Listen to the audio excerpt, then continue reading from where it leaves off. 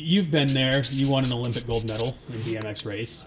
You've also been there and not lost. one. You've also been there and gotten what would you Seventh. finish? Seventh? Yep. Is that second to last? Second to last in the final, yeah. That's a big change. So yeah, it was tough. I won everything all day. I won the heats, won the semi.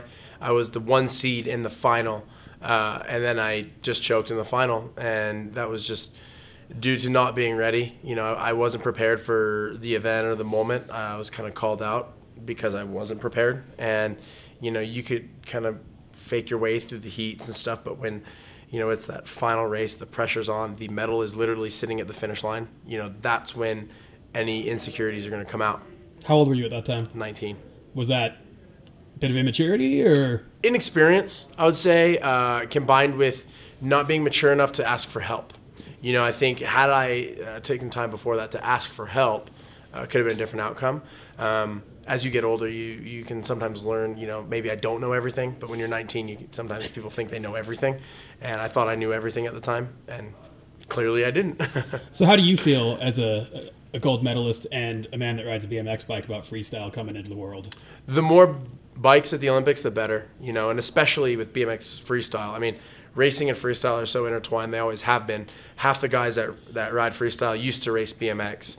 And, everyone here has said they watched, the only event they watched at the Olympics, not everyone, but most of the guys here said the only event they watched at the Olympics was the BMX racing. And I know at home, I always watch, the X Games freestyle events. I watched the China World Cup or the World Championships. And I think it's cool. I mean, if they grow, we grow. If we grow, they grow. I think it's intertwined, and I hope that we can do more together in the future. I mean, how cool would it be to have some of the FISA events double, do a skate park in the morning and then have the BMX track out in the afternoon, or vice versa. I think that'd be really cool.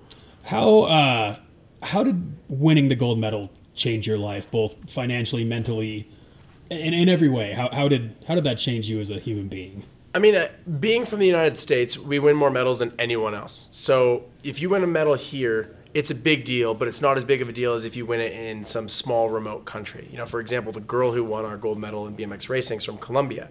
She's got like 2 million followers on Instagram, and it can't leave the house without private security in Colombia. That's not going to happen here in the States. But, just to wake up every morning and know that I dedicated myself for 8 years to a goal, and I did everything that I possibly could and I accomplished it, you can't buy that feeling. Like, that's the best feeling I could even describe. And then, financially, it doesn't hurt. By no means am I going to retire off of it. But if you're smart and you can leverage it, obviously you get paid a bonus from U.S. Olympic team and then any personal sponsors on the day. But if you can leverage it, you can do public speaking, forever. You can do school visits. You can do commercials. You could do all sorts of different stuff, forever. You walk into any room anywhere in the world and you tell someone you have an Olympic gold medal and they know what that means. And that's something new to freestyle. They didn't have that opportunity before to have that credential, which is pretty cool. And I think, BMX freestyle, somebody wins a gold medal, I think it's going to help their career.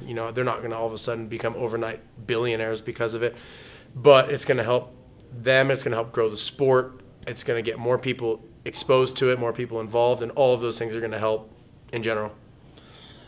I guess one thing we could leave off with is if you could touch on just the overall experience being there. I know you've said it's not the most glamorous thing. Yeah. It looks beautiful on television, but what's it actually like? Yeah. Well, you see one side of it on TV, and then you see the other side of it when you're there. When you're on TV, you just see the competition. You see them walk out, compete, and then go back. When you're there, you get to see thousands of athletes in an apartment building from all over the world. You get to see the dining hall that's like 2 football fields long with food from everywhere around the world. And you're looking around and there's 4-foot-tall gymnasts and there's 7-foot-tall basketball players and the community of Olympians. And with that comes the stress and the dramas and, maybe you're not comfortable because you're sleeping in a twin bed, sharing a room with 3 people because it's dorm style living. And it's totally crazy, but if you're able to just go along for the ride, like, it's so much fun. There's nothing like it. One thing that will be cool is we can ride our bikes. You ride your bikes around the Olympic Village, and obviously we're racers, so we're not going to be hitting rails and doing that stuff. But I would bet in Tokyo all the freestyle guys are going to be riding their bikes to and from the cafeteria and stuff. And if there's a wedge or if there's a rail or whatever, they're going to be throwing tricks. And I think that'd be so cool. Could you imagine somebody making an edit like shredding the Olympic Village or something like that? That'd be pretty cool. Unless you get automatically disqualified for vandalism. You probably would, but we can imagine that, and I think that would be pretty cool.